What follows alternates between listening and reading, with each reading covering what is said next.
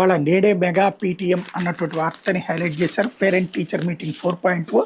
ఇందులో ఉదయం 9 గంటల నుండి మధ్యాహ్న భోజన సమయం దాకా ఆంధ్రప్రదేశ్లోని అన్ని ప్రభుత్వ పాఠశాలలు, ప్రభుత్వ జూనియర్ కళాశాలల్లో మెగా పేరెంట్ టీచర్ సమావేశాలు, అలాగే విద్యార్థుల తల్లిదండ్రులందరినీ కూడా పిలిచి మరి వాళ్ళ పిల్లల పెర్ఫార్మెన్స్ ఎట్లా ఉంది, అదే సందర్భంలో రాబోయేటటువంటి రోజుల పిల్లలు చదవడానికి తల్లిదండ్రులు ఏం ఎక్స్పెక్ట్ చేస్తున్నారు, స్కూల్ గురించి తల్లిదండ్రులు ఆలోచన ఎట్లుంది, ఇవన్నీ కూడా కనుక్కోవడం.